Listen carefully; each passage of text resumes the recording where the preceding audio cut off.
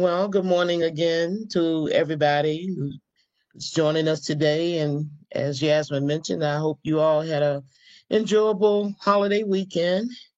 It is now the fall officially coming up soon. So, we got to get in gear. New fiscal year coming up. And I guess you guys are getting ready to write some proposals. First of all, I just want to um, tell you a little bit about myself. And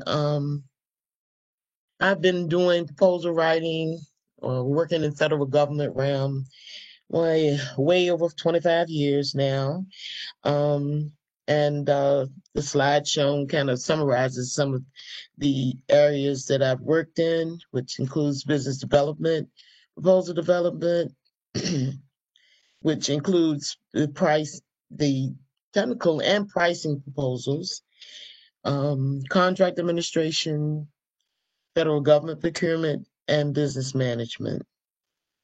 Um, I've been working now with PTAC since 2012, and some of the classes that I present is proposal writing one, and then part two of the proposal writing class, um, calls proposal development, contract administration, and um, teaming and partnering on government contracts.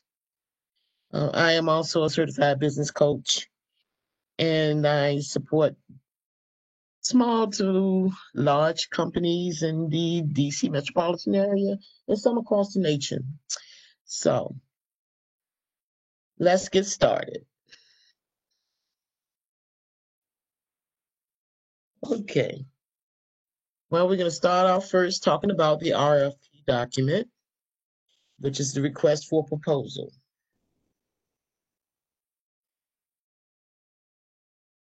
Now, this is the first step in proposal writing.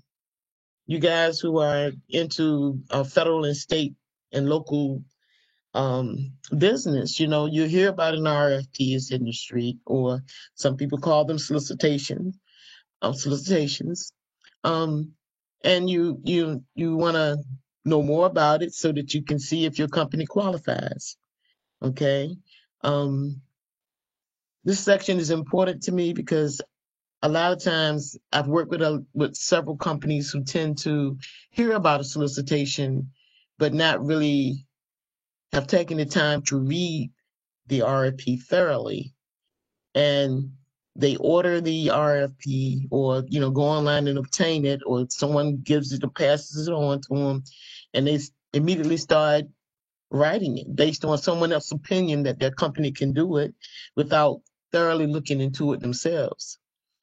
So I am urging everyone listening to my voice, always read the solicitation before you make a decision to actually bid.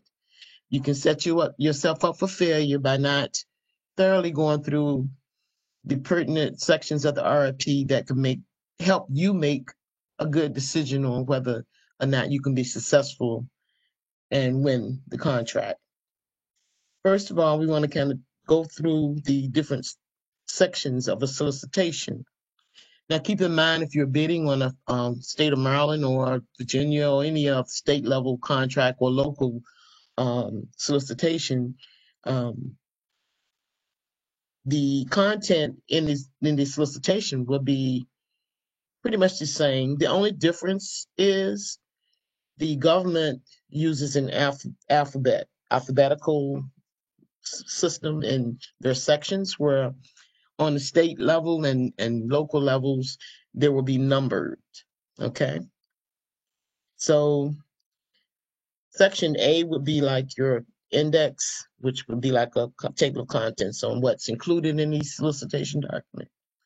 Section B is the section that really talks about um, the type of pricing that you will be providing for that particular solicitation.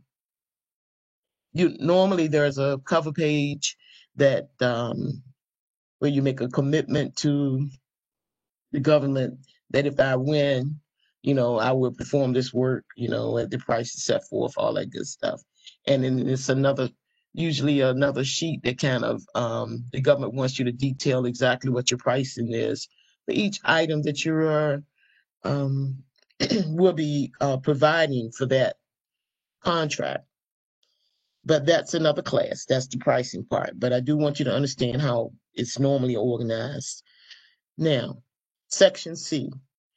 Section C is what I call one of the first most important of 3 sections in the solicitation that you should pay attention to when you're making a decision to bid on a proposal. Okay. In Section C, you will find the statement of work. And when some other proposals, they may call it the performance work statement. Okay. Um, and it's a detailed description of what the government wants to procure from you, be it products or services. Okay. Any specific procedures they want you to follow or that will be listed in the statement of work. Okay. So I urge you to please read Section 3C thoroughly before you make a decision. Section D is usually packing and marking, and a lot of times that's not applicable to a lot of services, but if you're in the products world, that'll be something that you should pay attention to. Inspection and acceptance is Section E. Every contract has a monitor from the government side, a person you'll be working directly with who would be approving and accepting your deliverables. So that kind of information will be provided in Section E. And F talks about deliveries and performance. It usually is where you would be performing the work, and if you were in products, where are you going to deliver your products? Okay. In the federal government realm, a lot of work can be performed either at the contractor site, which is your office location, or on site at the government site. And the RFP will provide that kind of information. Okay. Section G is contract administration data. If you have not familiar with contract administration, it tells you what's going to happen after the contract's awarded. Okay. If you guys have registered in SAM.gov, which is now betasam.gov, okay, then you're kind of familiar with the clauses and affirmations you have to make about your company that are in the SAM.gov registration. Well, a lot of that is administered through contract administration. And if they attach a certain clause to that particular solicitation, then those same requirements will be applicable to the contract once it's awarded to your company. So that's why it's important that somebody in your company kind of review what they are and pay attention. I mean, I've worked with some 8A contractors, for instance, who, they're not aware that they have to do certain things because they haven't reviewed their clauses in their contract. Okay. And then they might get dinged by the government because they might have missed a certain report. And a lot of times they'll go through the section with all the clauses and stuff, and they'll check off the things that are applicable to that type of contract or set aside, like in an 8A situation. And someone needs to pay attention and know what these requirements are, what they mean, and how often you have to adhere to those procedures. Again, you also may have under Section H, special contract requirements. Now, you're going to be doing business with the government, so there are numerous government agencies. And Section H would contain any agency-specific clauses, okay? Now, you're going to have the overall overreaching clauses that the federal acquisition regulations provide, which they call the FAR regulations. But then that specific agencies will have their own clauses sometimes that they want to incorporate into the solicitation, and you would find those in Section H. Section I is a complete list of all the applicable clauses that apply to that particular bid that you're doing. Again, so they all kind of go hand in hand, section G, H, and I. Okay. J, should the solicitation have any specific attachments that you need to be aware of? They will be listed there for your reference. A lot of times, even for pricing, they'll require you to use the government provided forms or spreadsheets. There may be other specific forms that the government need completed and returned with the proposal that will be addressed and listed in the section J. Now, section K, as I mentioned earlier about the SAM.gov site, well, this is exactly pretty much the same thing as what you would certify in SAM. The government, in order to do business with government in the first place, you have to be registered in SAM, and that's a major requirement for doing business with the government, even on a state and local basis. Now, for each bid, you have to certify that you're up to date, that you've been into SAM.gov and all your information is still true and correct. And again, someone needs to pay attention to that section to make sure that that is true, that you've updated your SAM registration within the last 30 days. So make sure somebody who's familiar with the SAM can go in and verify that. A lot of times, you only have to fill out one section in one page of that document and turn it back in if you are registered in SAM already and are up to date. If, for instance, you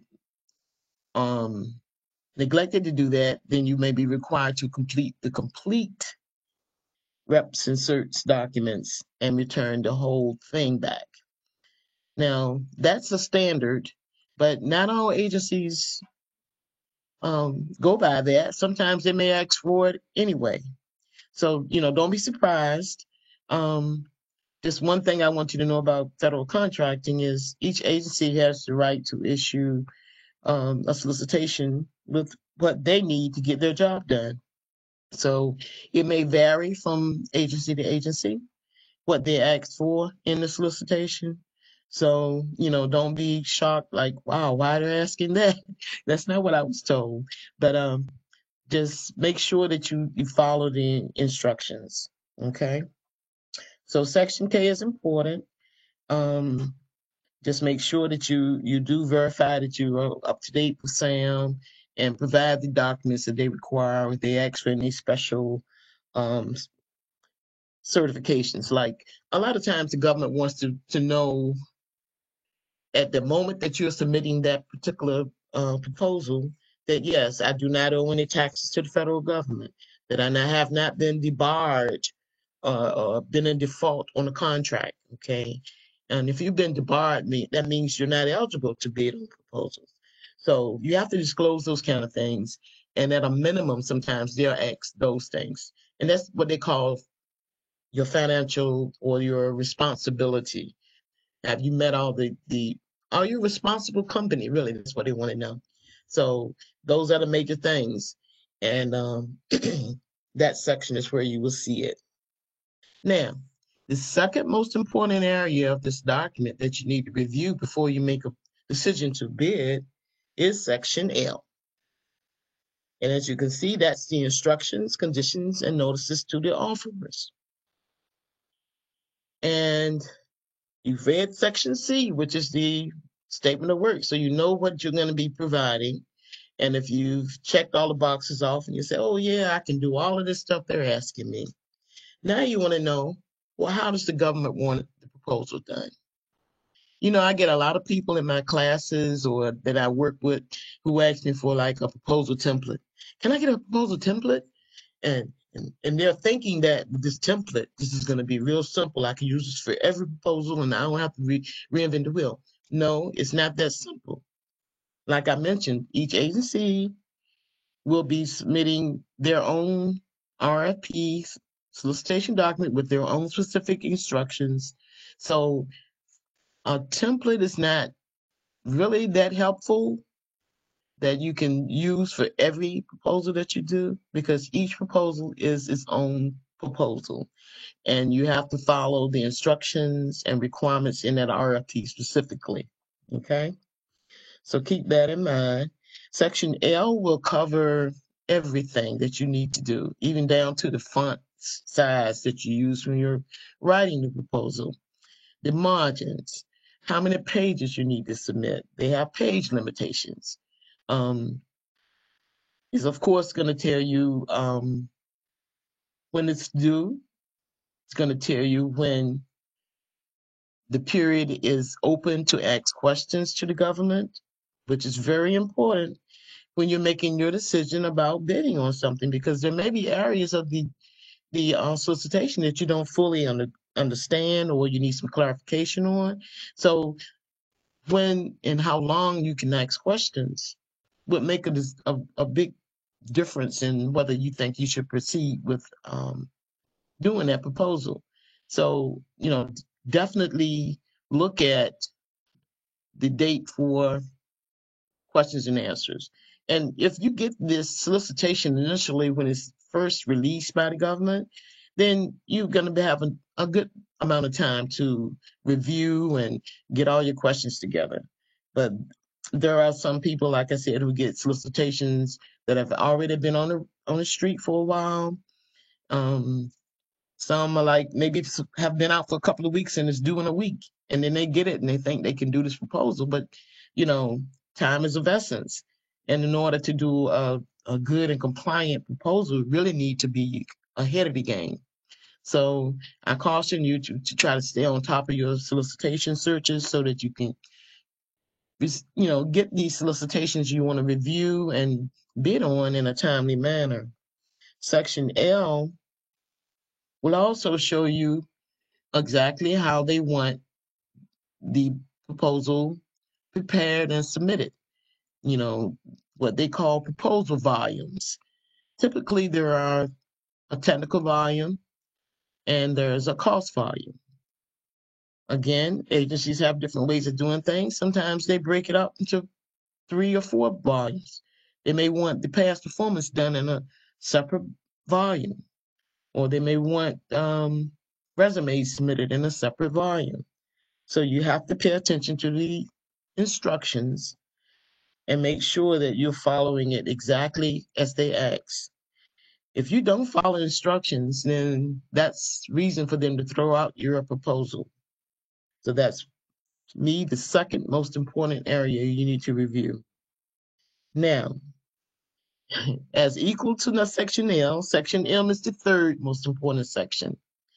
And this is the section which describes how the government's going to review your proposal and score your proposal. And that's important to you who is the ones preparing the proposal and submitting it, because you want to look at how the government's going to grade me against my other competitors, okay? And usually it's percentage based, and they'll break the proposal down according to the number of sections in the proposal, which is normally like a technical response, and then they'll have the management plan separately, or management approach, and the pricing, and it may even grade your resumes. It depends on what's most important to that agency, and they want to let you know exactly how they're going to grade you. This section is very helpful as well, is when you start doing your own internal reviews from proposals. You can use section M and kind of grade your own proposal before you submit it, the same way the government's going to view it. So please, if you don't take anything else from this class, know that when you're reviewing proposals, you need to look at these 3 sections. And like I mentioned, if you're bidding on a state and local area arena, then you can look for these same titles in a numerical sense in their index and make sure that you're covering everything that the government wants you to provide. Okay?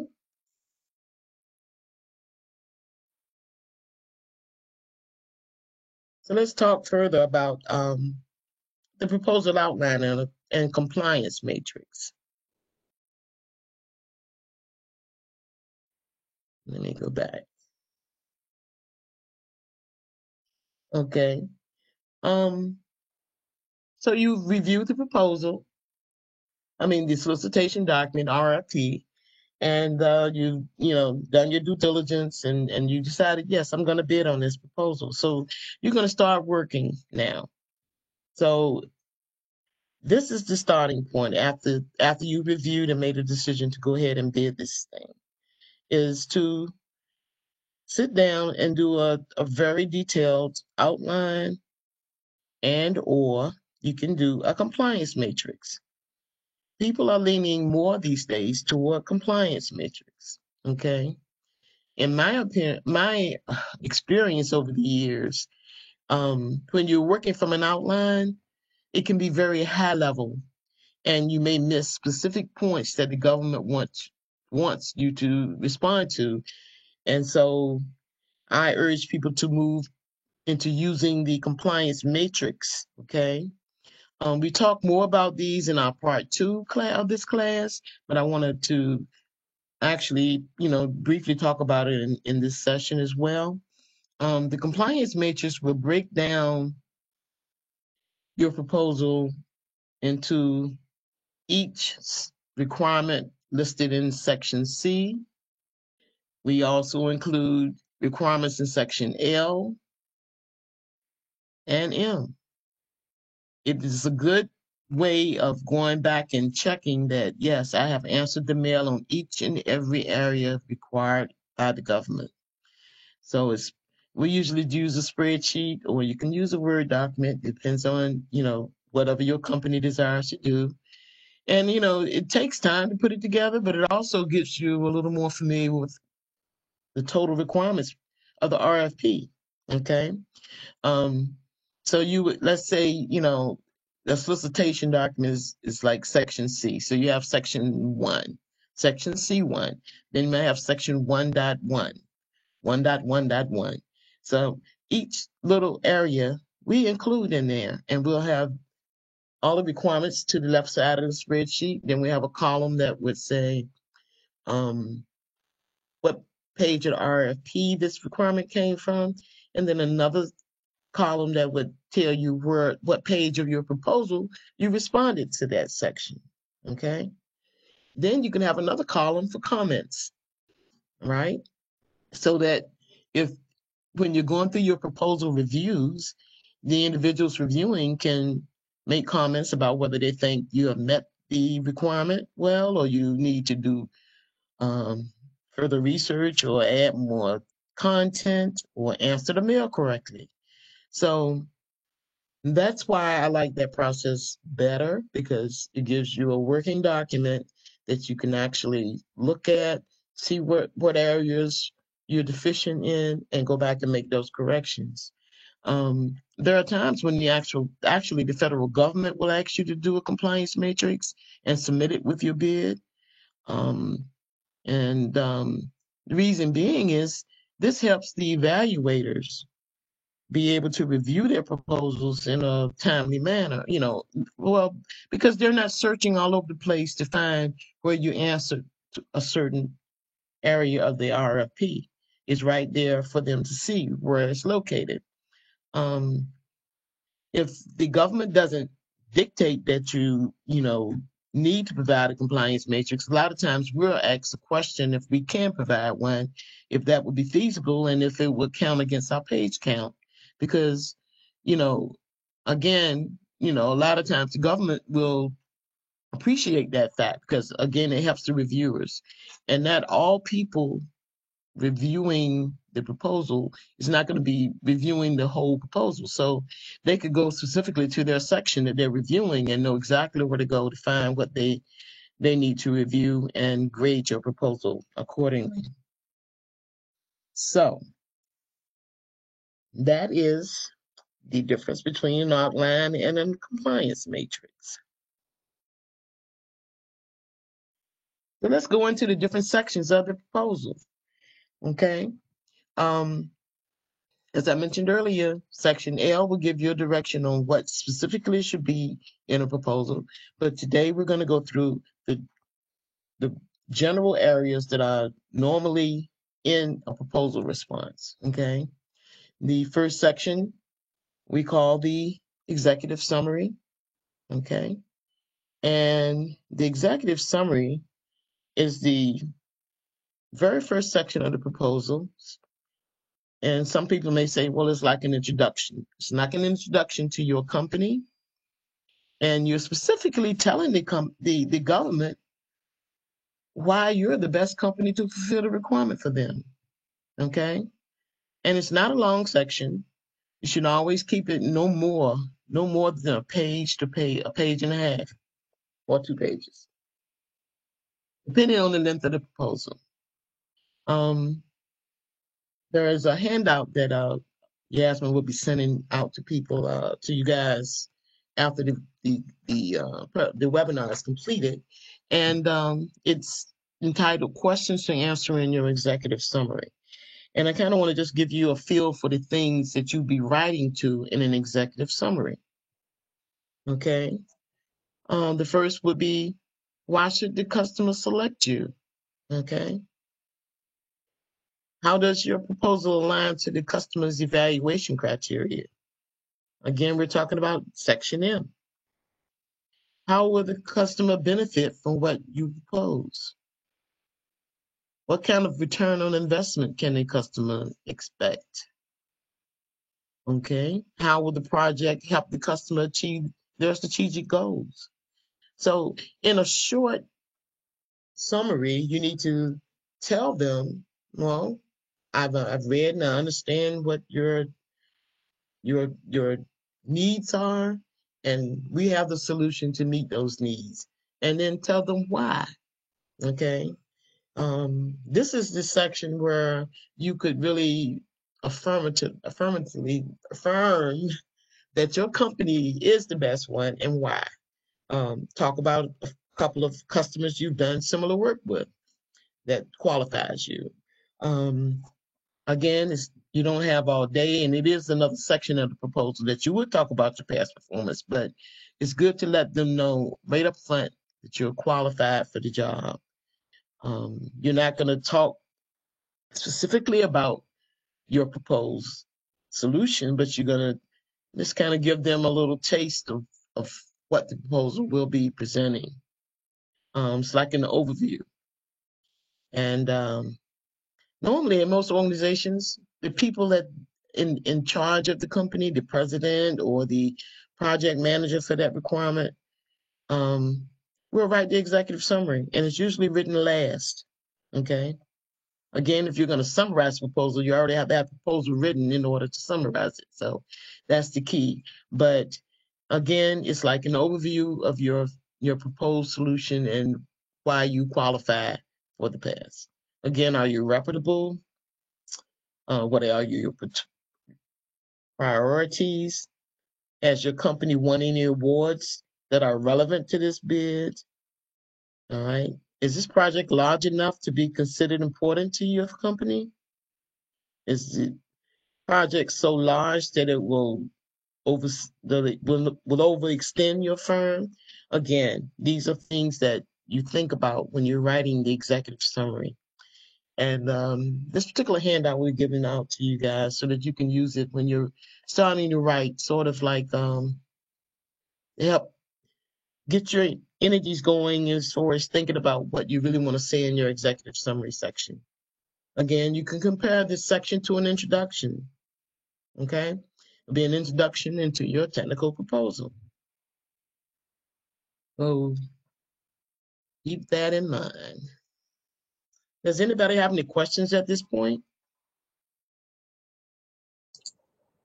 Hi, Arlene. We have a question basically asking if you're going to provide a template in any of the handouts. So they need to get an idea of what order of what the sections need to be done in. So basically they're asking for a sample proposal. Okay.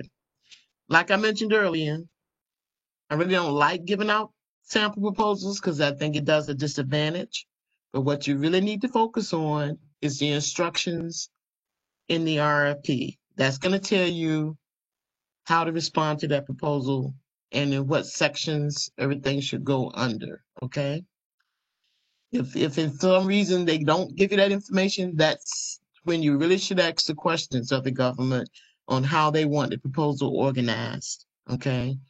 So when you do get an RFP, immediately look in section L after you've read section C and know that you're going to bid, and make sure that you're going to have everything. What I do encourage, and we'll talk about this a little bit later too, is that once you've written your first proposal, then you will have your own boilerplate, okay, information that you can make your own templates for different types of services that you provide.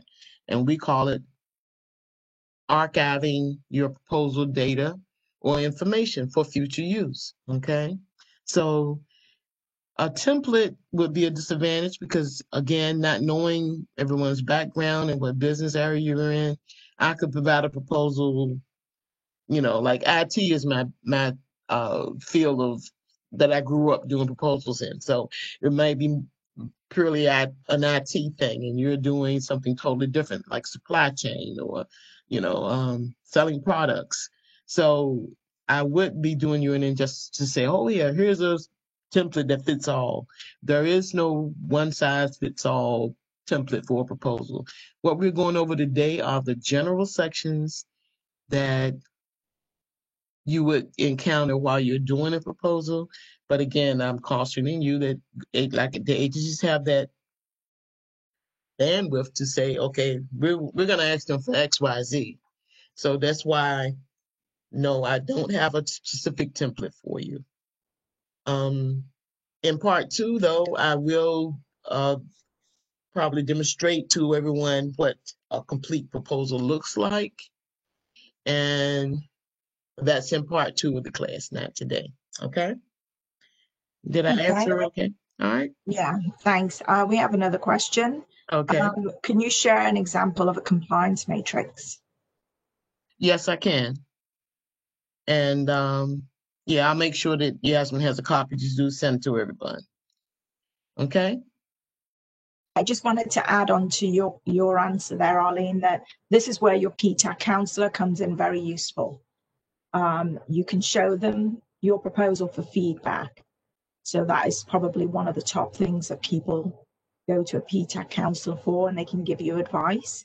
So if you're feeling unsure about the layout and if you have all the right components, that's exactly what your PTAC counselor is there to help you with. Okay, that's all the questions for now.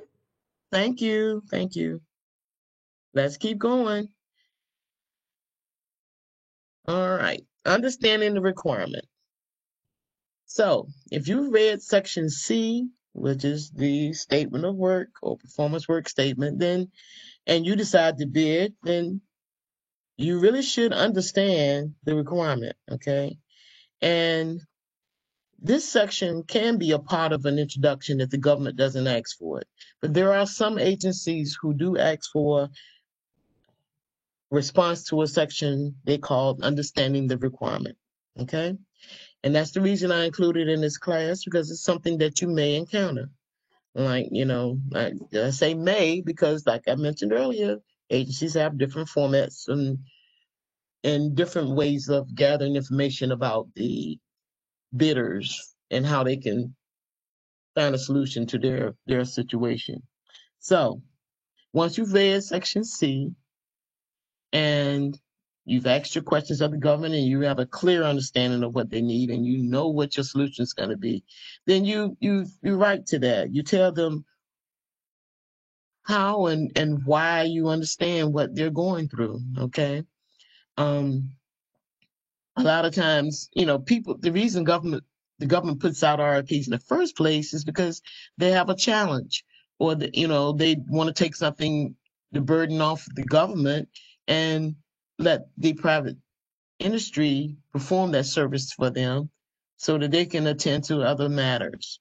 So you need to understand the agency, and you can do some homework before you even start doing a proposal on that agency. and make sure that, you're aligned with their goals. You can go to the website, check out that particular agency, the program area, and try to find out exactly why that bid is on the street. Sometimes, the government will give you a lot of background information in the statement of work, but that's not true all the time. So you need to do some homework or investigation yourself or get some intelligence. Um, the best place to be when bidding on a proposal, though, is to be in front of the bid. What we call in front of the bid means you know something about that agency already. You know some of the solicitations that they normally put out and what types and why. A lot of times, many of the bids that come out are bids that are already being performed by other people, and so you're like faced with having to unseat what they call an incumbent. The incumbent is the person or the company that's currently working on that particular contract.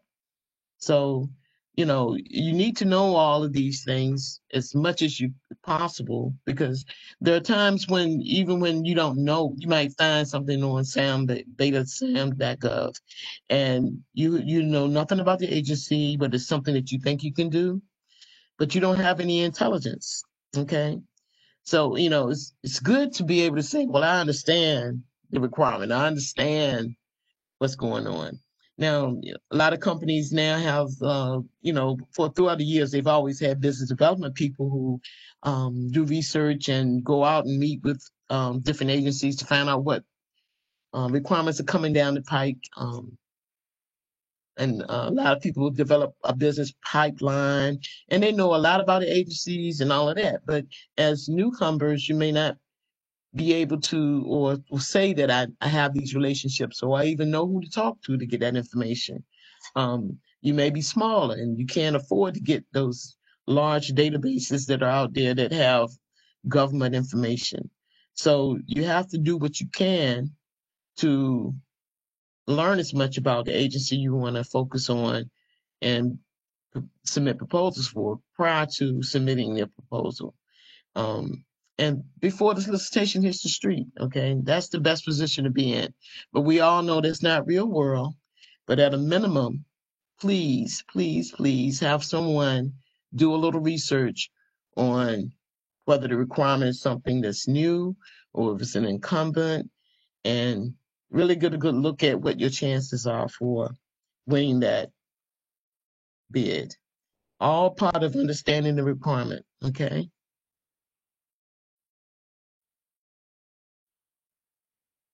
Now, let's get to the meat of the proposal. This is down to the real nitty gritty, right? You're going to be responding to specifically Section C of the RFP when you're doing your technical proposal response, okay? So in this volume, a lot of times it's a separate volume, the technical response, and you're going to be getting into the detail of how you're going to provide your services or present your products, or even in develop your products, because a lot of people are developing products to sell to the government as well. I actually had an opportunity recently to work with a company that actually were developing the testing for the COVID-19, and I was really proud that he ended up winning, and that's what he's doing now for the government, making more reliable tests available to the government to put out for us to make sure that we're not infected with this virus, and that we can all keep functioning as safe as we can. But that's just a little tidbit of things that you can think about. Because again, we have a wide variety of people who come to our classes, and we want to make sure that the information we give is pertinent to your area of expertise. We also will be providing you with another handout, which will talk to the technical approach. Okay, and I'm going to kind of just mention some of the information um, that you will be getting again. And these handouts that we'll provide are like questions to get you thinking about how I'm going to respond. What I like about the handout is that it covers different industries. It has questions that you would answer in your technical approach if you were doing some software architecture, building software, okay? If you're in supply chain, or if you're just providing support services, administrative support, or help desk support, okay? Even data warehousing is covered in this handout, as well as the tools that you're going to use when you're providing the services to the government. It's going to help enhance your deliverable. Any specific techniques that you will be using, any specific standards and certifications that your company has obtained.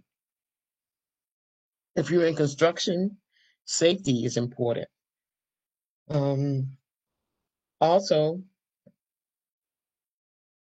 you have to let the government know and feel assured that you won't have any capacity issues, right?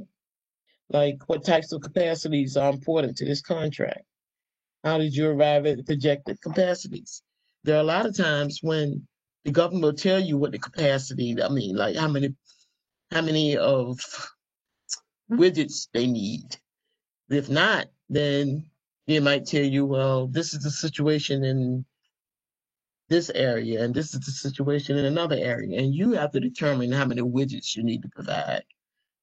Same thing with people, services. If they say that we need to provide support to 10 professionals in the government, and they're not telling you who or what types of people or backgrounds that they need, then a lot of times the government will leave it up to you, the contractor, to decide that, and not give you specifically title by title that you need to provide. Okay? So you need to, again, be able to respond to that when they ask those questions. In addition, in the tech response, you're going to be talking about your deliverables, whether it's services or products, okay? And in the deliverables, you're going to describe exactly how you're going to produce those deliverables and what is the benefit to the customer for each deliverable. Is the scope of each deliverable sufficiently defined? Can the completion points for each deliverable be delivered clearly?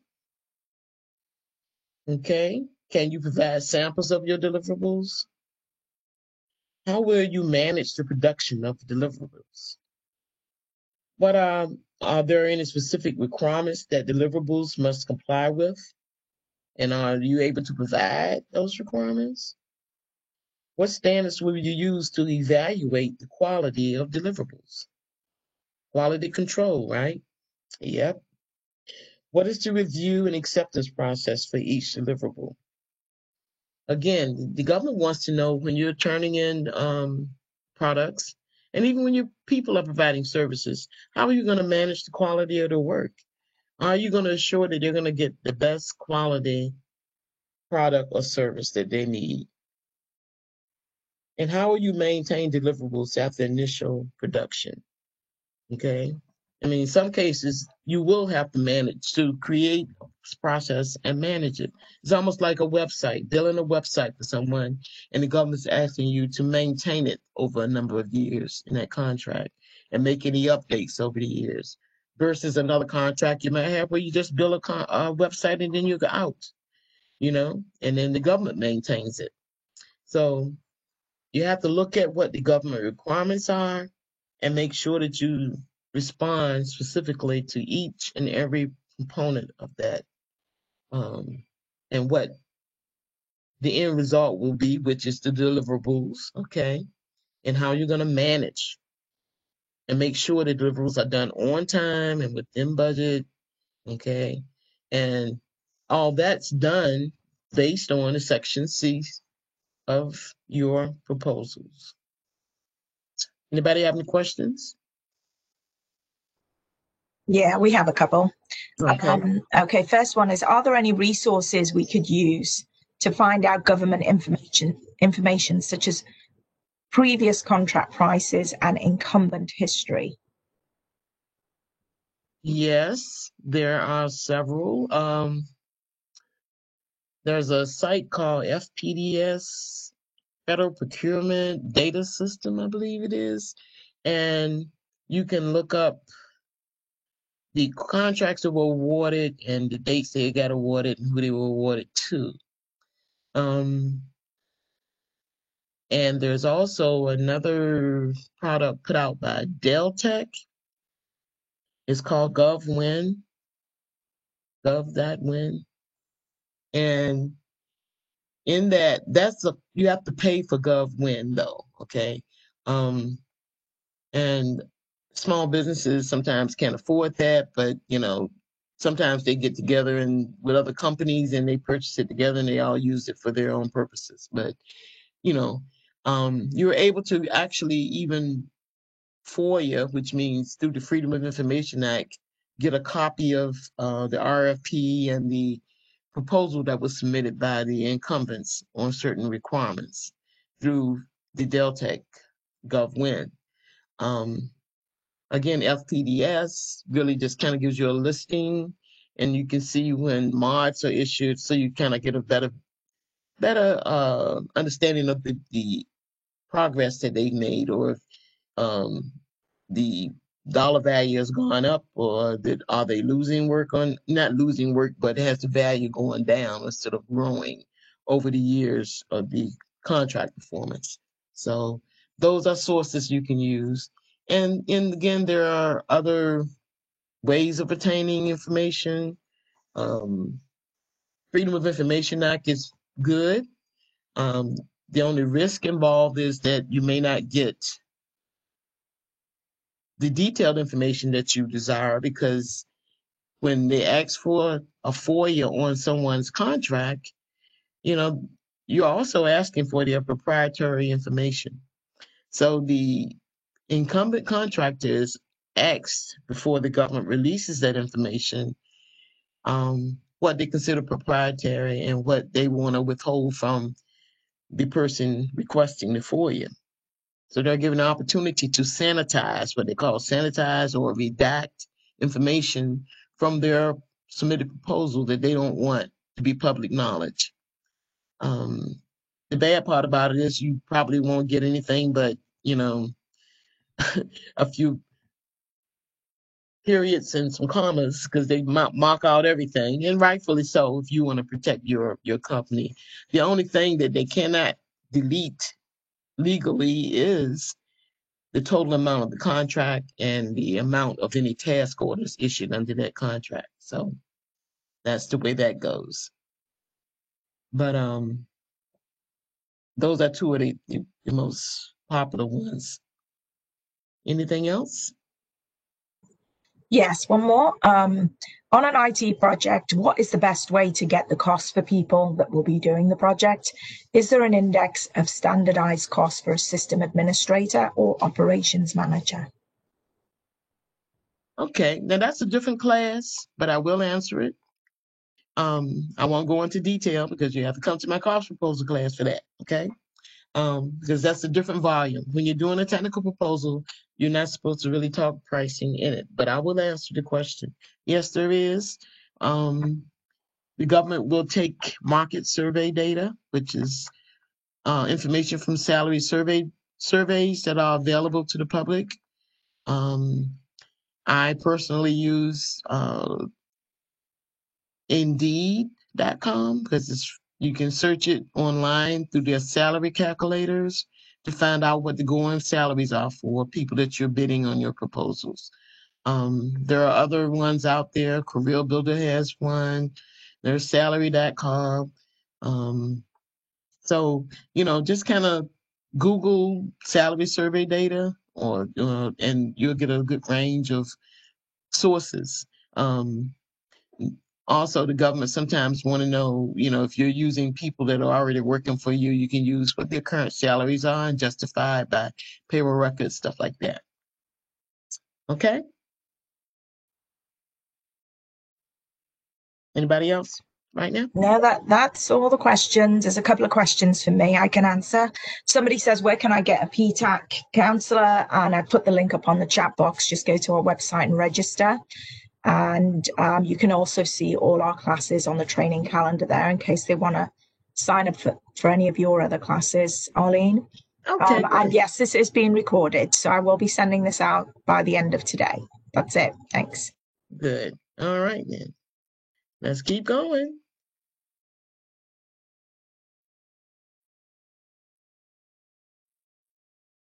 So let's talk a little bit about the management plan, okay?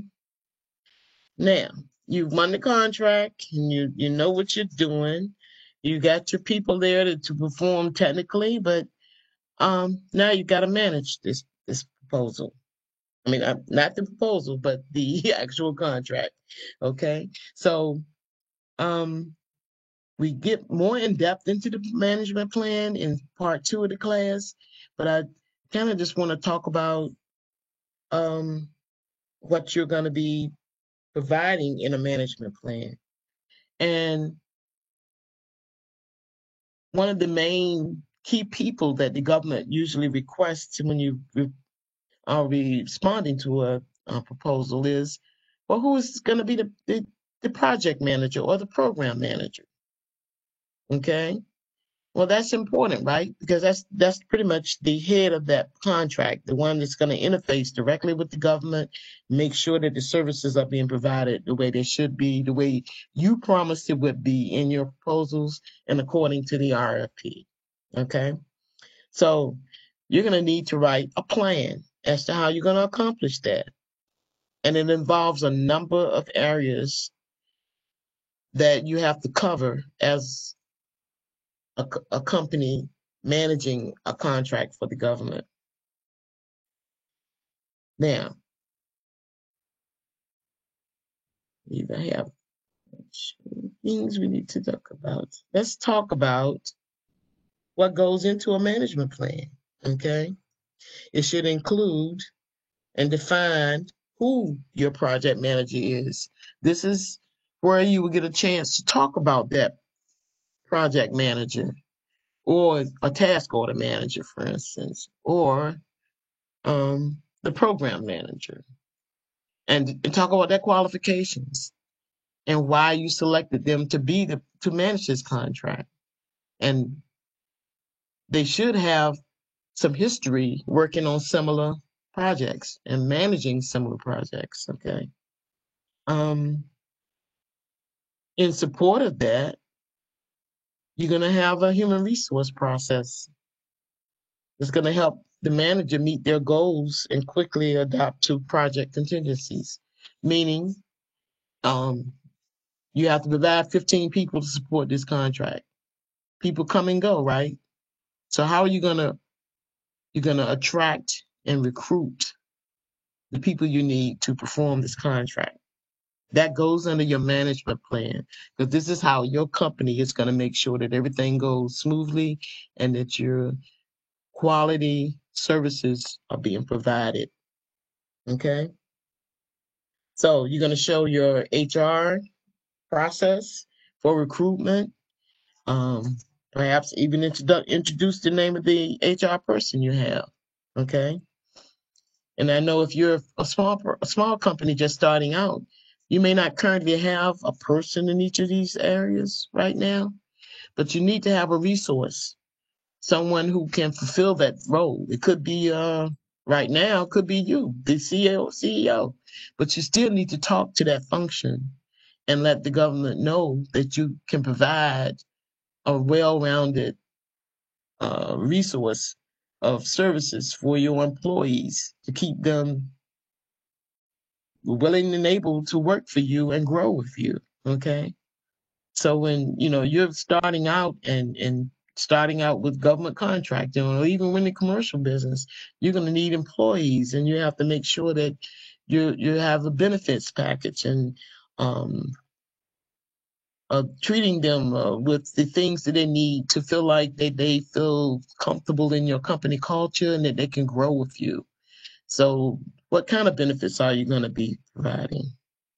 Are you just going to give them reimbursements for the affordable health plan, or give them other funds to just go out and buy their own insurance at this point? And that's all good. If you're doing that, you tell the government that. And as you grow and gain more work and your revenue increases, then you're going to be able to afford bigger and better group plans that will again make your staff willing and able to stay with you and grow with you. And that's the key. And this is something that could set you apart from your competition when you're thinking about that. Um, that's why, they kind of put small business in one pile and they put large business in another pile, because the competitiveness is different. Okay. When you try to compete against a big boy who's got 401k and they're matching and they're paying 100% for tuition reimbursement and training and all of that, and you're a small company just getting started, some of these things are not within your reach initially. So you got to be creative and think of things that you can do to help retain the people that you hire. And to some agencies, they're going to ask specifically those questions, because how you recruit and retain them are very important. Okay. So think this section out really carefully and make sure that when you say you're going to do something, then that's something that you really can deliver, because the proposal you respond to the government becomes a part of your contract with the government.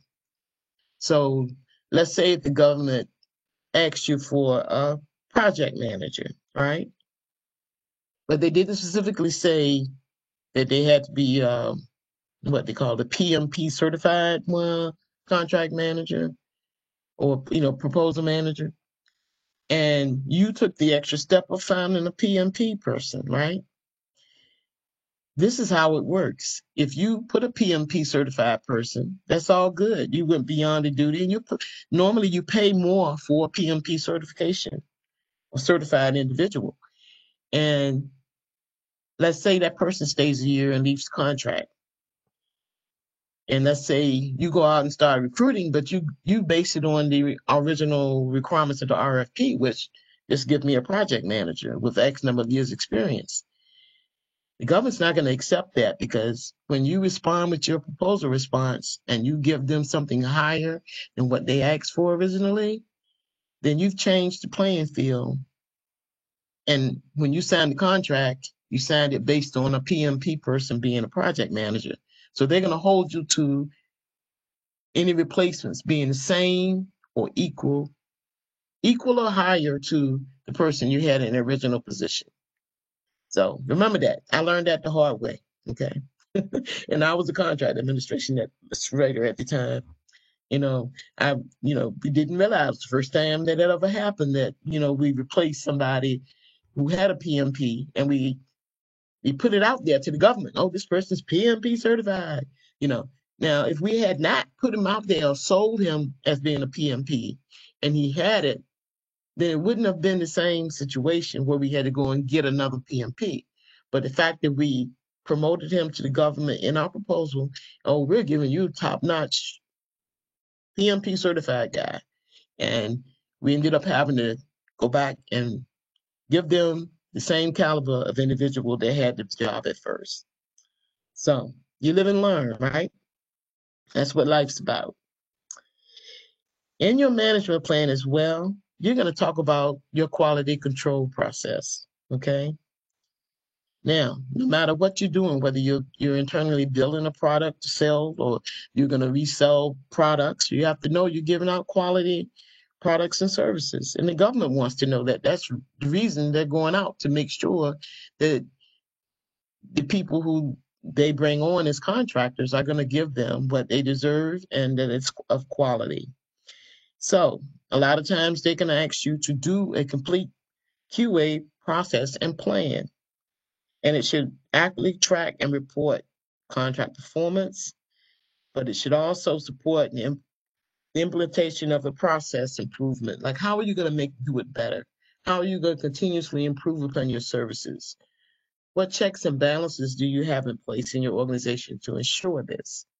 And who are the individuals that are going to be responsible for seeing that the quality of the work is good? Now, I would say that that's the program manager, but also the corporate office, from starting from the president of the company.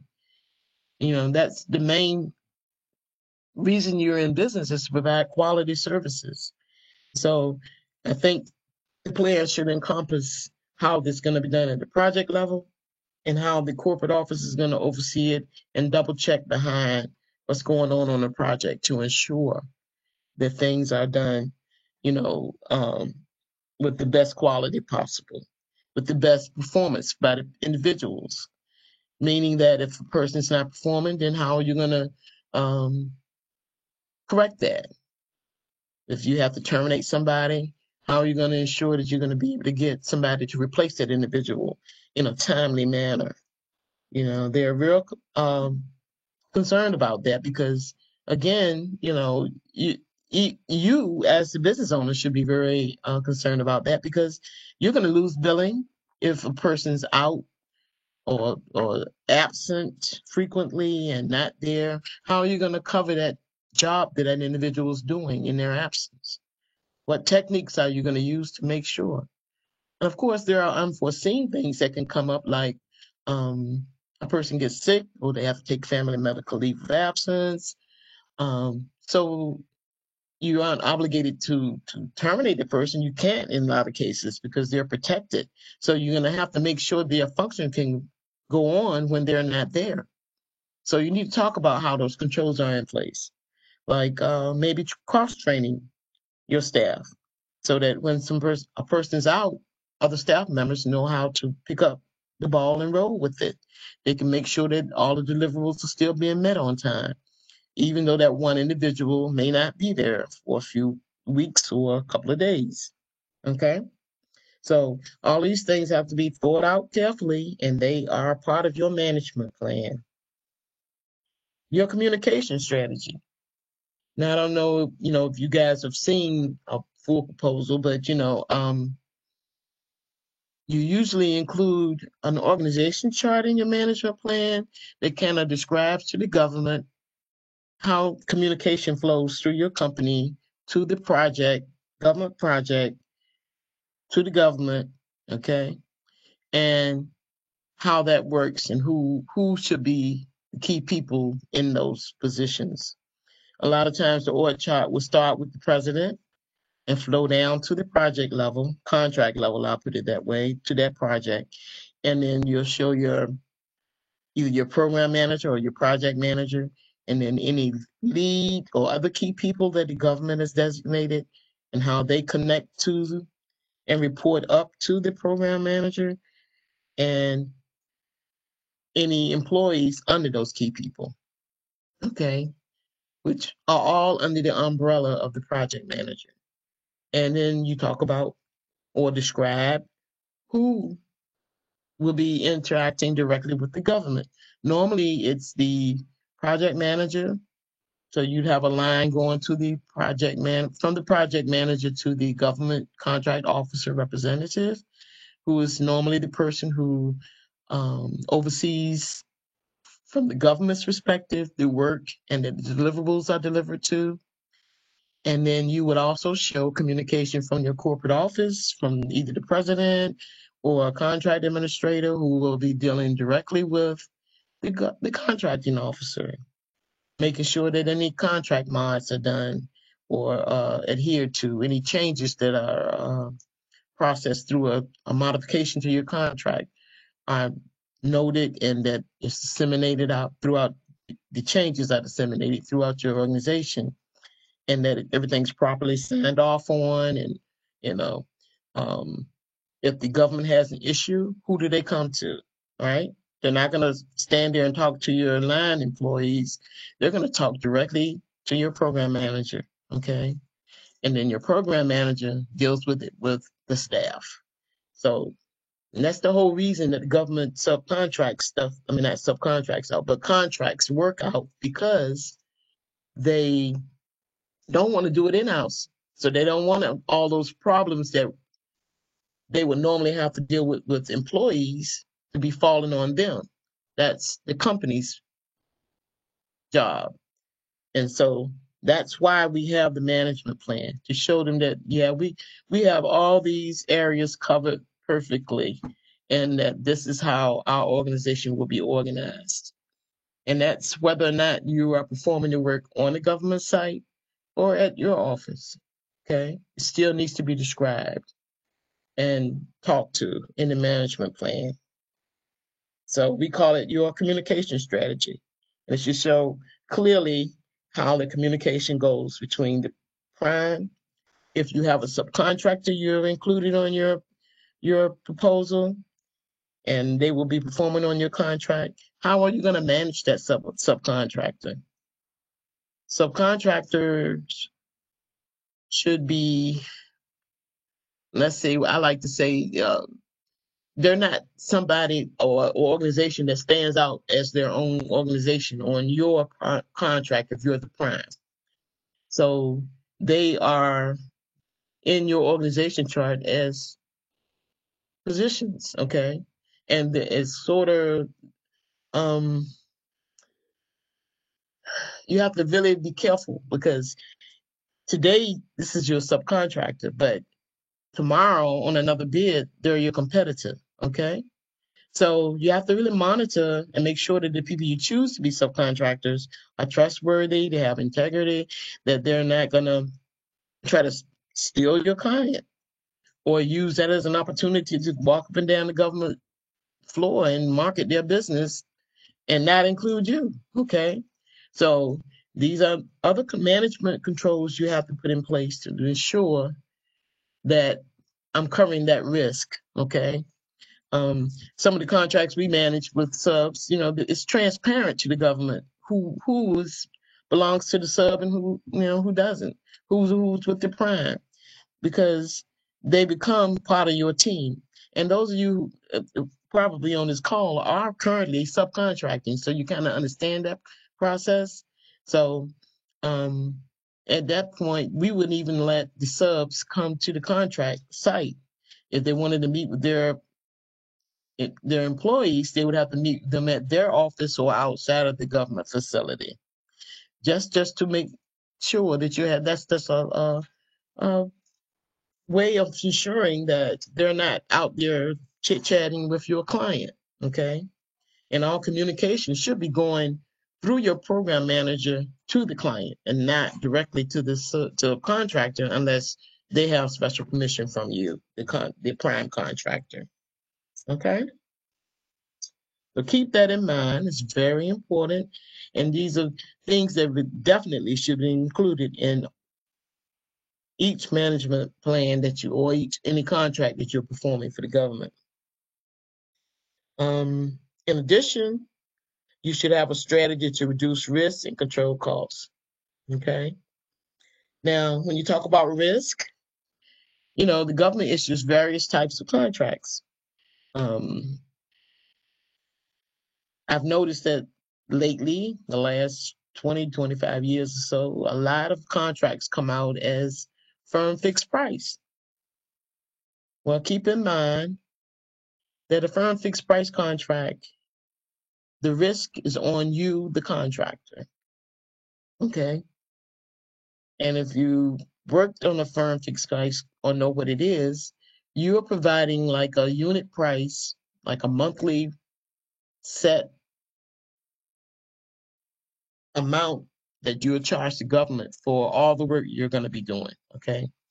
So I cover this in my pricing class very, very carefully too, because you can really get in trouble if you don't include all the costs that are going to be involved in the pricing.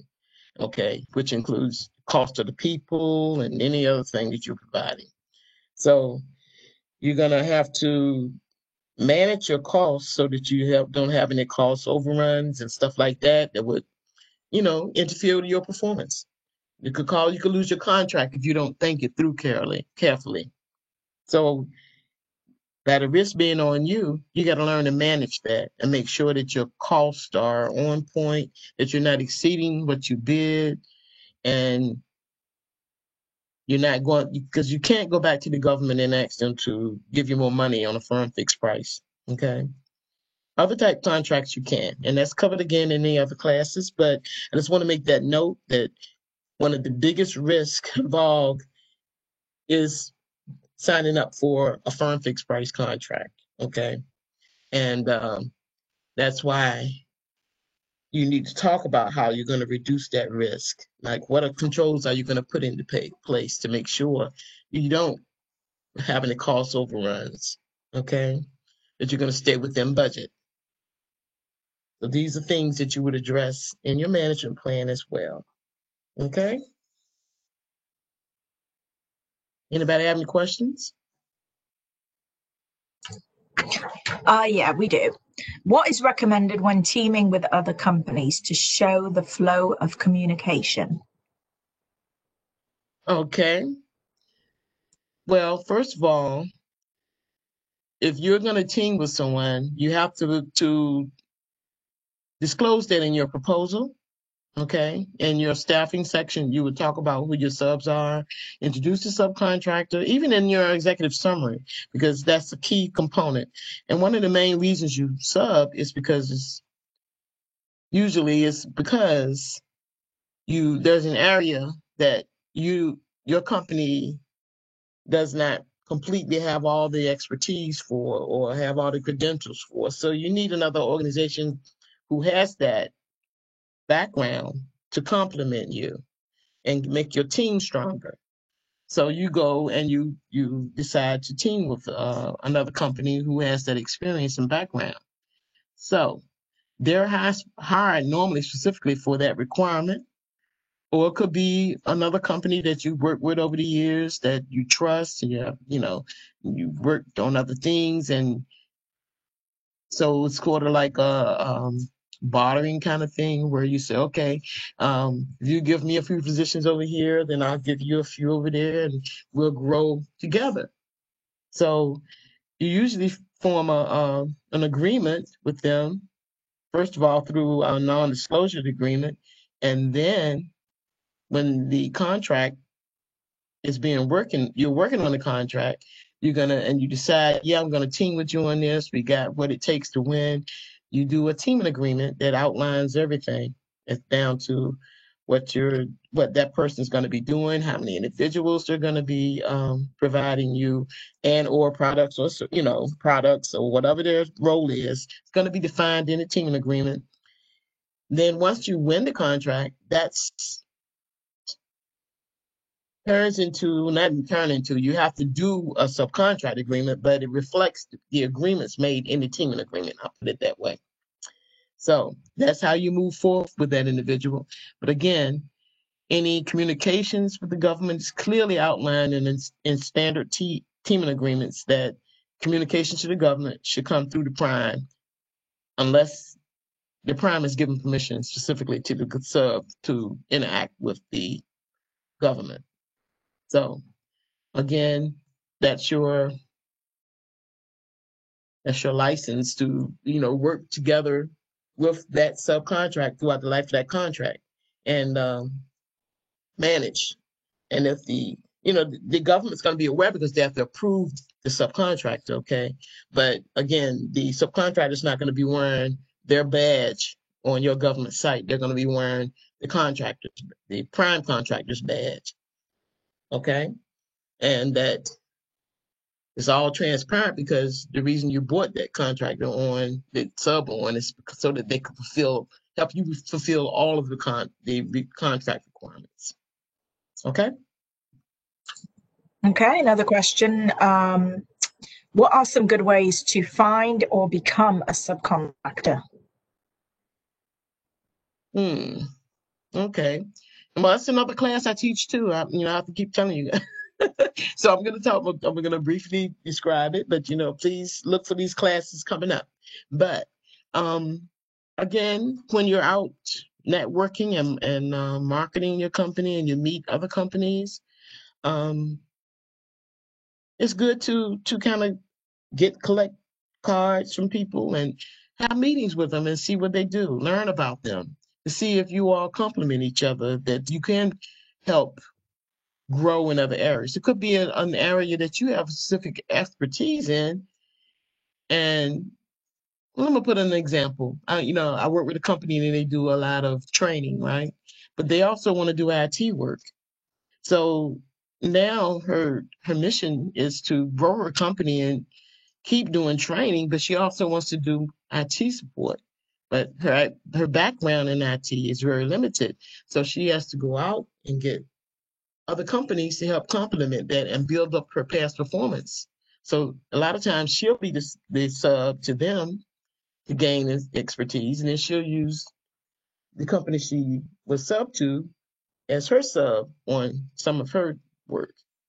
So I encourage you to, join the meetups, government contracting groups and stuff like that, where other contractors, meet and talk to each other.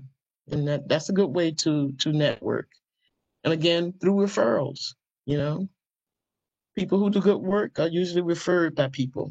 So keep that in mind. And and you have to be careful when you select your subs though. Make sure this individual or company that you really trust, and that the idea is that I can't get the full pie all the time, but at least I can get a piece of the pie, right?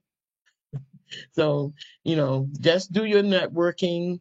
I encourage you to go to pre-proposal conferences and stuff like that. That's where you meet a lot of other people in who do the same things you do. And, you could change your ways of thinking as to whether I want to be the prime or the sub.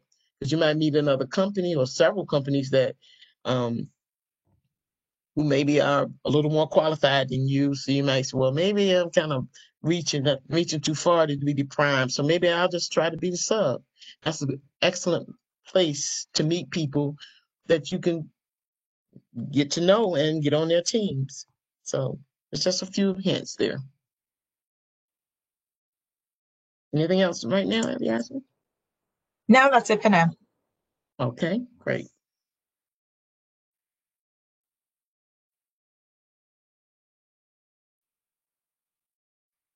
Okay, now I talked a little bit about personnel earlier in the management, and let me explain. I'm breaking these things out separate because I want to make sure you understand the full process. Now, if let's say the government in their instructions, like Section L, they said we wanted a management plan, but they didn't ask specifically about personnel. Then they're looking to see that you talk about personnel in the management plan. But then there are some agencies who want a management plan, then they want a whole section on personnel management. Okay. So this section, you talk about developing and selecting your contract team.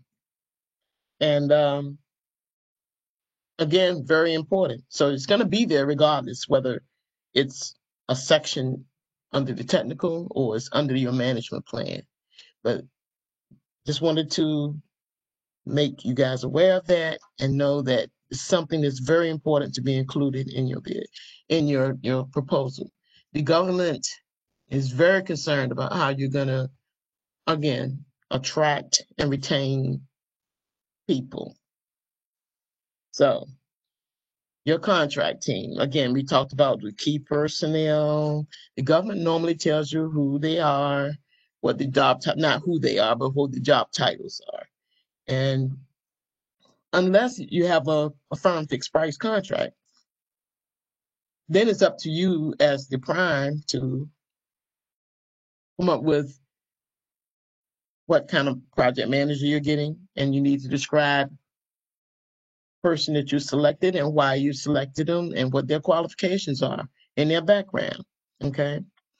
Um, Again, there may be other key people that you identify under the firm fixed price because you're deciding who the staffing will be, and you need to identify them and do a complete resume for each of the key people, and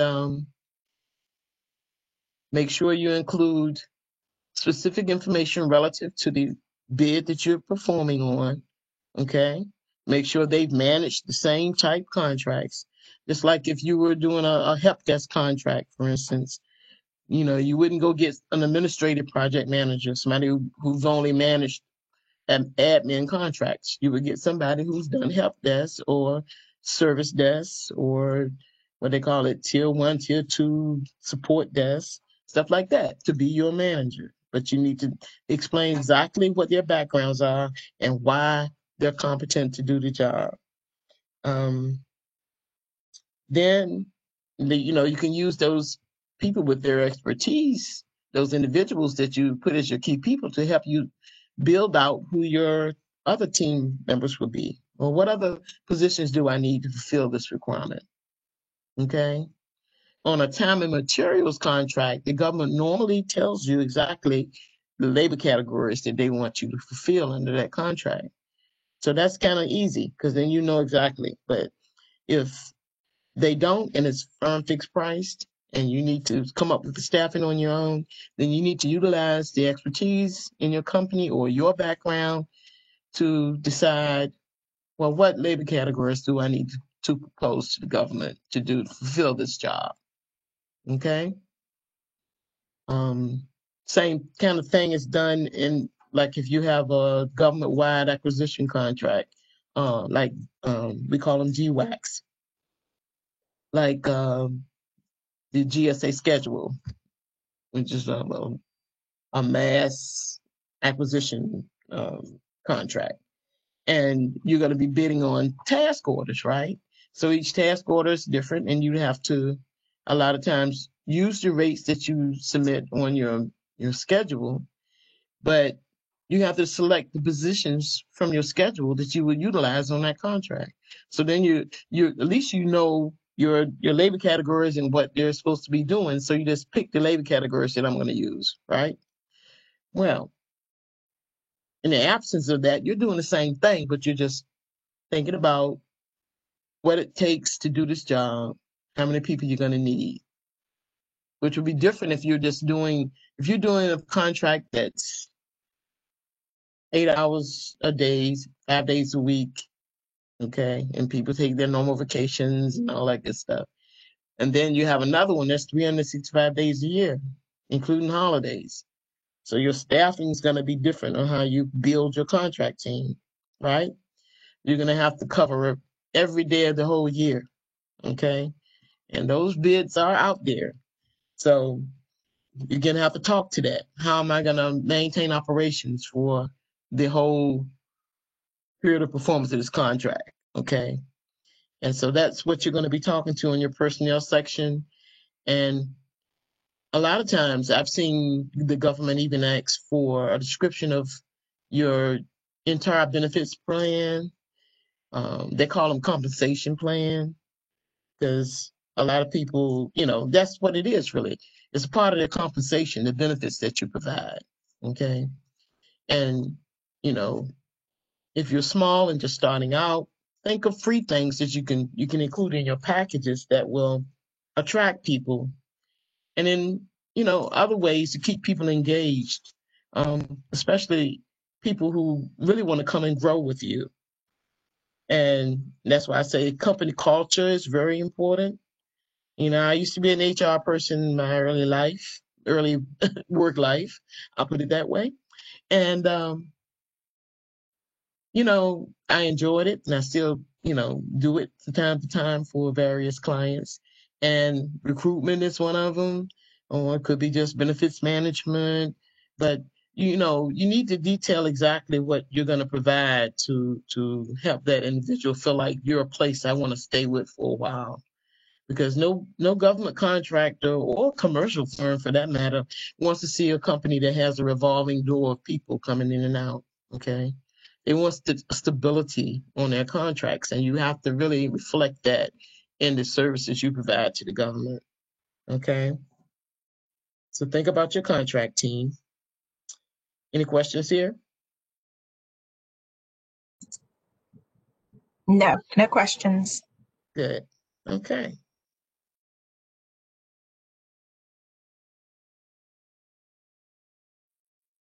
Okay. Let's talk a little bit about resumes. And in the handouts, we're going to also provide a sample resume. Resumes are important. There are times when the government will tell you exactly how they want the proposals done, but most times not. this is how I would suggest you do your resumes. Okay. Make sure that you only include the relative and specific experience that relates to the work you're doing. Of course, you want to get qualified people that have been out in the industry for a while. And sometimes people have fairly long resumes, could be 8 to 10 pages sometimes. And sometimes these individuals have worked in areas other than the area that you're proposing. So you need to look at the resume and lean in on the specific information. And I caution you, the government normally has a page limitation on resumes. So you're not going to submit a resume that's 10 pages long. Okay? They'll tell you that you have 1 to 2 pages to submit your resumes on. So let's say you have John that you found that who has been around the block for a while and, has very good experience over the years. I would encourage you not to go further than 10-year period, okay, of experience. But it's a way you can present that information that could cover his whole career if you want it in a summary form. But specific experience, I'd only include up to the past 10 years, okay? What you would do in the front part of the resume, and you should be reformatting all resumes. And I caution you again on that because I've seen some organizations, because they just did not know, they would just take resumes off the street. When they do their recruiting and the people mail them in, and they, all different formats, they'll just throw them all in the proposal. No, please reformat them so that they're all uniformly done, okay, in the same format. And make sure that your page count is correct, okay? But only include up to the past 10 years of experience, even if that means that, let's say the person might be working in help desk right now, and I'm looking for a help desk person, right? And then they might have, before this last job, they've only been there a couple of years, and then prior to that, they were doing another type job that's not relative to what you're bidding on. It's okay to in a chronological way show that they were still employed, but don't focus on that information. Just give the dates and the job title, and then move on to the next section, okay, that talks in detail about the relative experience, okay, because that's what the government wants to know. How many total years do they have in that field? So you go through and you pull that out, okay, and you format it, and you put there any software, hardware experience in. And normally I do that after my professional summary, because summary will be the first paragraph that would talk about the years of experience this individual has working as a help desk person. And then the next section would be any hardware, software experience or an education that they have that they bring to plate or bring to the table. Then you would talk specifically in the last sections about the specific experience, which you would outline in chronological order according to the relevancy, okay? And because in the summary, you're going to say that John has 30 years experience, but you're not going to be able to capture 30 years of experience, in 2 pages. So you're not going to be able to include every last job that John did. So you're going to cover that in the summary so that the government sees right up front, okay? And usually in a lot of the time and materials contracts where they tell you the labor cats and types of people they want, they tell you the number of years experience and the caliber of individuals they want on the contract. So these are the things that you need to answer in that resume specifically, okay?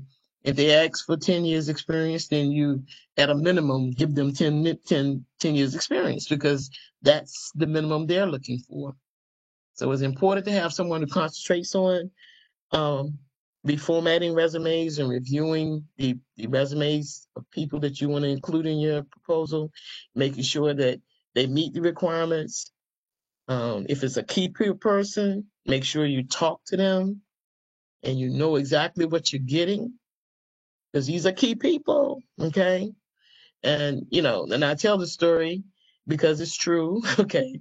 We did a proposal once, and that was back in the day when you could use Monster.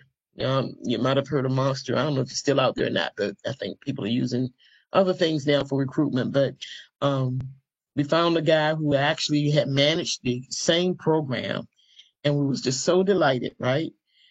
It worked out good. We ended up talking to the guy, called him in for an interview, and we actually hired him as a consultant to help us write the proposal because he knew the whole program. He had done it. So we really felt strong that we had a strong proposal, and we did. But we ended up not winning it.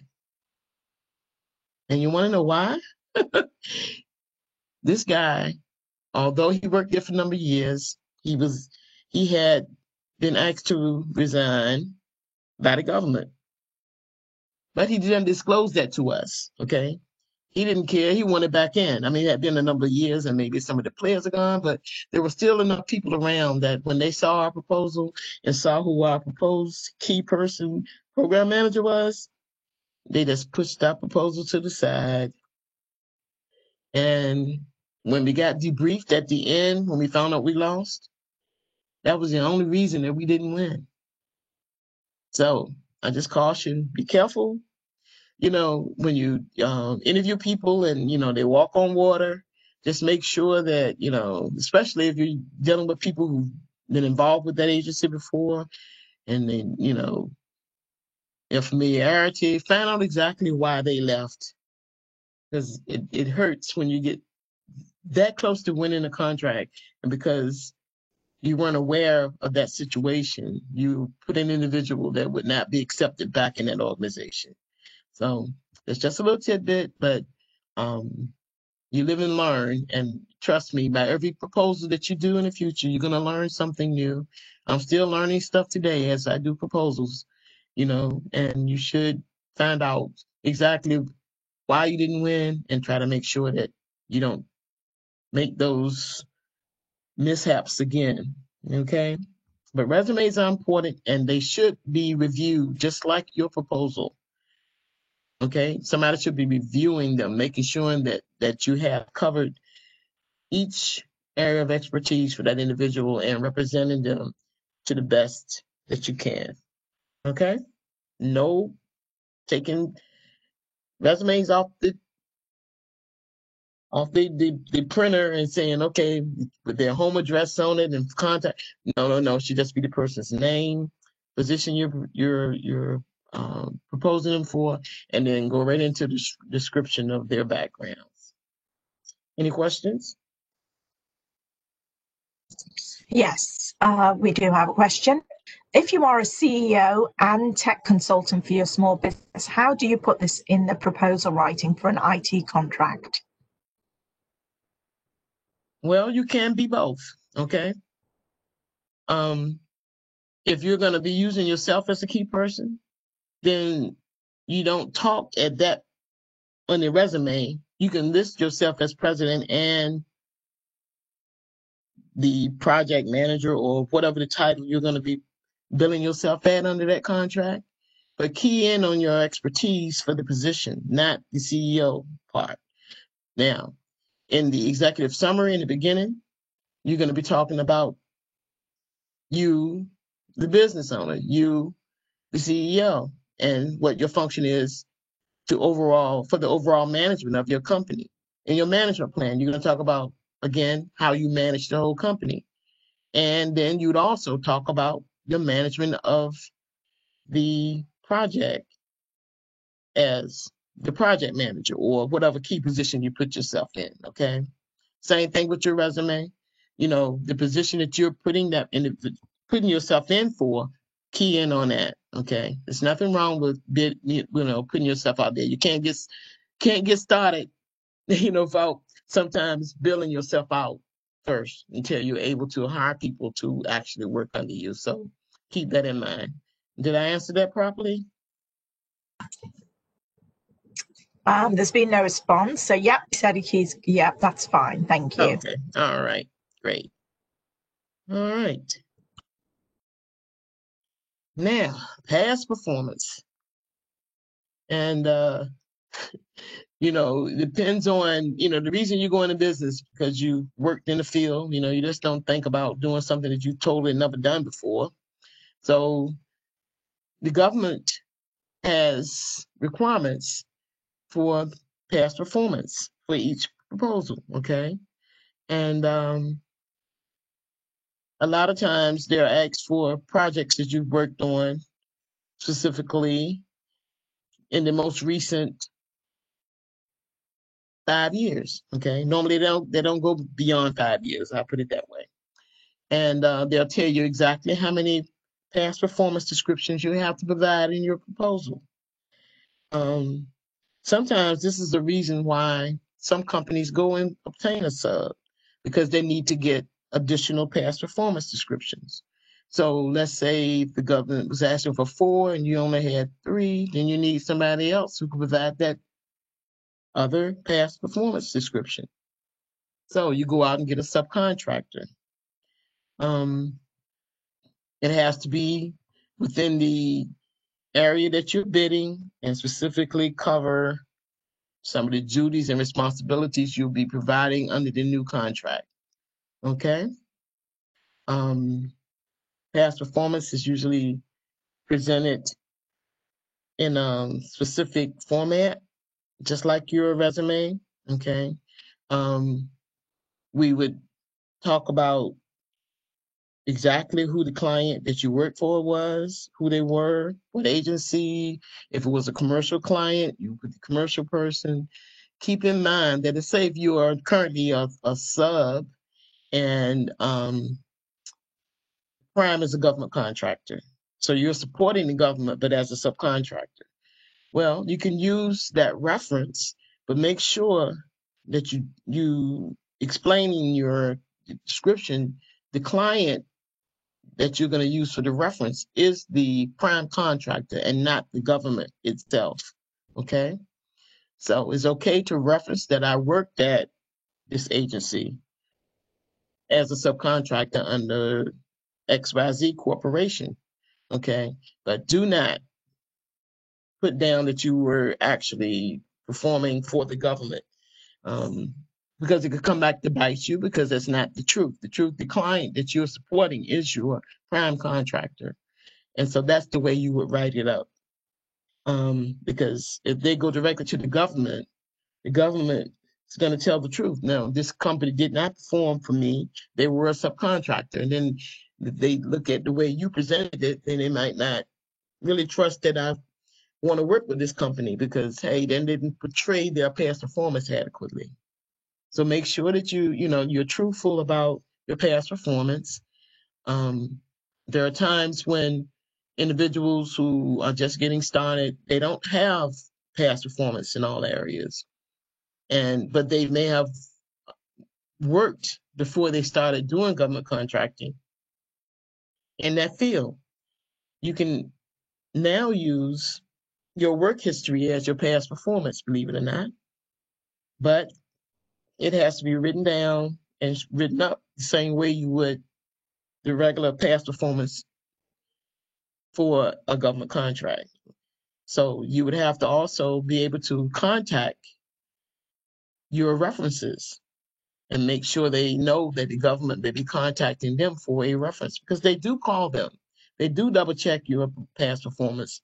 So, that's very important that you keep up with people who you've worked with in the past so that especially if you want to use them as a reference, so that you have their correct phone number and email address so that they can be reached for references. Okay? That's very important. And so if you are working as a sub, keep up with the amount of your subcontract, I'm sorry, and because that's pertinent information that would be submitted on the description that you're writing up, contract start date, end date, who the manager was, and then you describe exactly the services that you provided that are relevant to this contract. Okay? Any questions? Yes, we have a question. Would selling products to individuals be considered past performance, even though they are not big projects, but still relevant to the RFP? Yes, sir. That's what I meant by any work history that you have or Sorry, could you commercial. repeat that, Arlene? We couldn't hear you at the beginning. I said yes, yes, it would be past performance as long as it was done within, the last 5 years. So no matter how small the project, okay, you can use that as past performance. Okay, that's all the questions. Okay. All right. Well, organizing and maintaining proposal boilerplate information. So past performance is usually the last section of the proposal. So you've completed your proposal and you've submitted. Okay. So when you're done, and if you guys are doing your first proposal, this is most important. I mean, that you immediately go back and review each section and sanitize it to be generic so that you can use it in future proposals. Okay. We call it boilerplate information. Executive summaries. Now, even though it's written specifically for a particular agency, what you can do is take the references to the agencies out and just kind of keep the meat of it, all right? Which has to be tweaked to the next proposal you do, okay? So be sure that that's done, the sanitizing part, taking out the information or references to the other organization, and anything else that is pretty much relative to that agency, take it out. And while some companies they have one area of expertise, they might do help desk, they might do software development. So it depends on the different types of contracts that you bid on. You would have different boilerplates for each type. So you would maintain that as you obtain them. So each time you do a proposal, that becomes a part of your archive of information that you could use to um, build a proposal. This could be a reason why you would decide to bid or not bid a contract, because if you had to start from scratch and do a proposal in 2 weeks, it might be very difficult. But if you've done a similar proposal in the past, then you can have it already ready pretty much and just have to write it to the new requirements of the new RFP. Okay. So it's very helpful when you're going to be in this business for the long haul and you're trying to build on what you've learned. Um, I mentioned being debriefed earlier, and debriefing is when you don't win the contract and you find out why you did not win. Okay. So it's very important once you find out why you didn't win is to go back to that document that you submitted when you're doing the sanitizing and make those corrections, because you don't want to make the same mistakes again by keeping what wasn't favorable to the government in your boilerplate information. Okay. So kind of rewrite it as best you can. And again, you're going to have to, again, take it and massage it very well again for the new requirement, but at least you have a good working document that you can start with. Okay. So it just gives you a head start when you're bidding on new requirements. Because trust me, to have to start all over and bid and write new content from nothing takes it's very time consuming. Okay.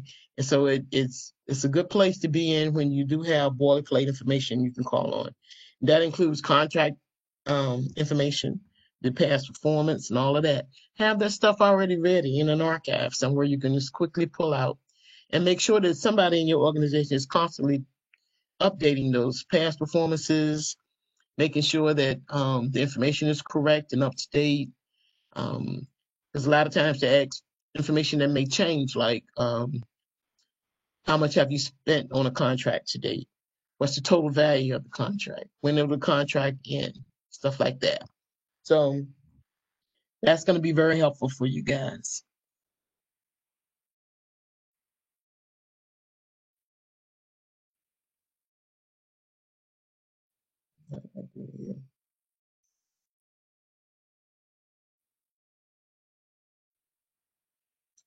Okay, so you're going to be making sure that you have a special spot to put your proposal information in, and that it's in a secure place, because you don't want everybody having access to your proposal information.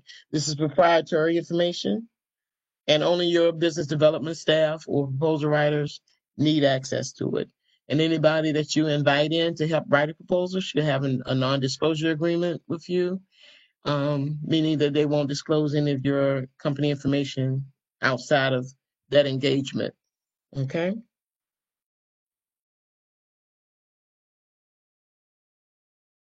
One thing before we end, though, I want to talk about the questionnaires. In addition to the past performance citations you put in your proposal, the government not all agencies do it, may require you to also complete a questionnaire, not you specifically, but your clients. So what they will do is, as an attachment to the RFP, include a questionnaire form that you are to um, fill out who the client is and their contact information and all of that.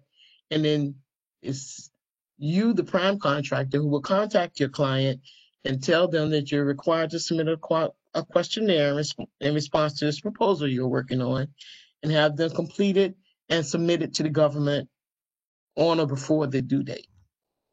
Okay? So again, I urge you to make sure that you have someone who's really managing that function, because when you're writing a proposal, you're busy, you're worried about getting everything completed on time, all of these different sections, and sometimes that can be like an afterthought, and then you go like, oops. And you have to be cognizant of the fact that your clients that you're using as a reference, they're busy too, and they may have hundreds of other contractors coming at them to be complete questionnaires for, in addition to their normal jobs. So you want to make sure that they don't feel bombarded, and that you're polite, and you have a good rapport with them, that you can easily call and say, well, look, John, I keep using the word John, I'm sorry, but John, I need a reference again, and we got this questionnaire and it's due in a couple of weeks. And you know have that open door where you can feel comfortable going back and forth, because this is how you're going to grow your business. And so you need to um, keep a good relationship with your clients, so that they feel good about giving you that response. And if you've done good work for them, they're going to be happy to do it. Okay, so keep that in mind. And just beware that you're going to sometimes be asked by the government to also submit the questionnaires.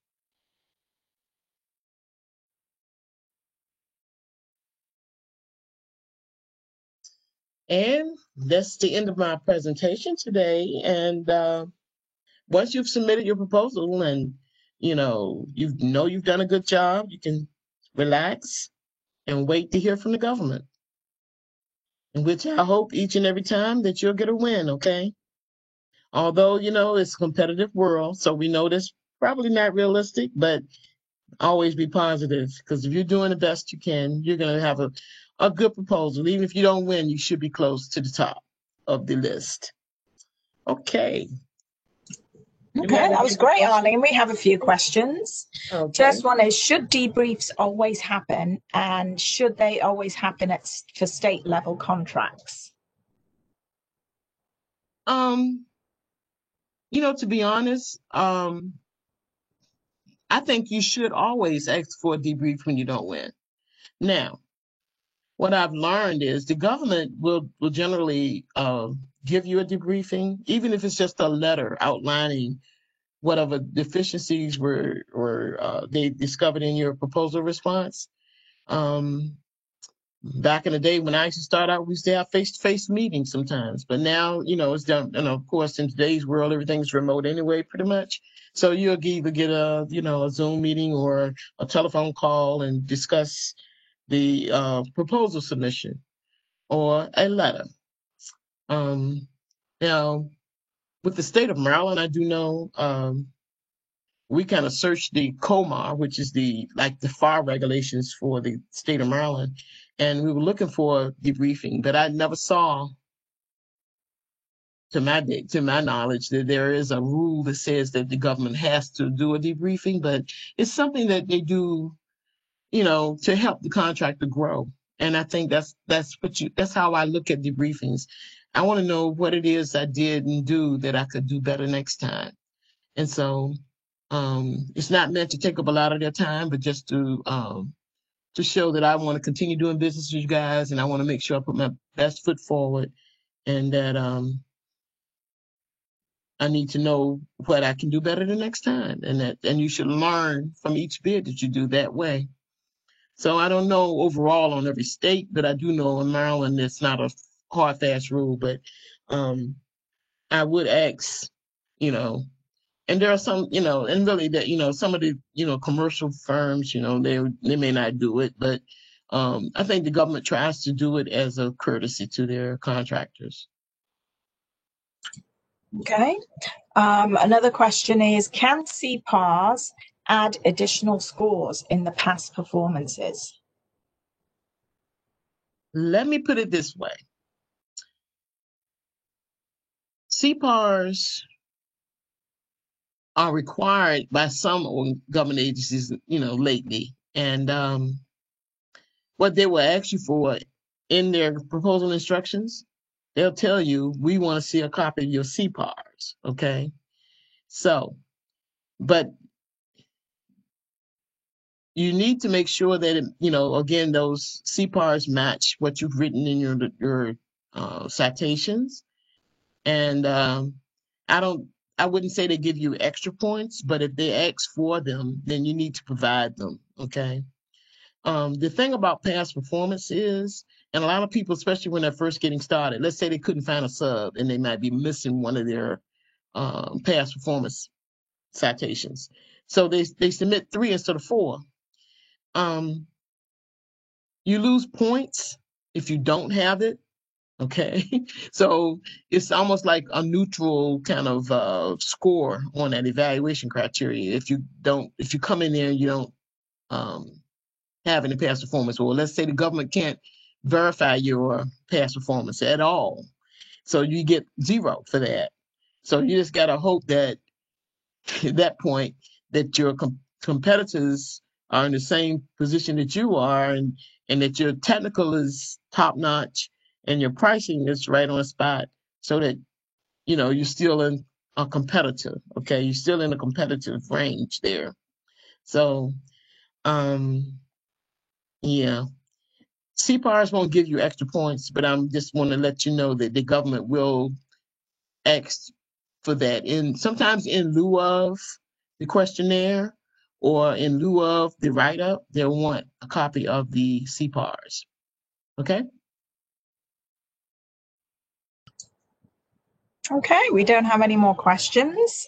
Is there any parting? Oh, okay, we do. We have one more. If you Okay. are rebidding for a contract you currently have, can you use the same contract as a past performance? Yes, you can. By all means, you're the incumbent. Okay? And that's the best place to be. Okay? So definitely keep track of how well you're doing. And like I say, make sure that your rapport with your clients are top notch. And if they like what you're doing, they're going to give you a glowing review. Okay. Okay. So we do have 5 minutes left. Don't know if you want to use this time, Arlene, to wrap up, and unless anybody else has any further questions. You will be getting, by the end of today, I will send you a link to the recording so you can watch it again. And also this presentation, plus there's a bunch of handouts that go with this class that Arlene mentioned earlier on. You'll have a link. My advice to you is when you get the link, download them all straight away and save them to your computer, because the link expires after a couple of days. And the video will be a private YouTube link, so you can watch at any time. You don't have to download that. Anything else you'd like to say to wrap up, Arlene?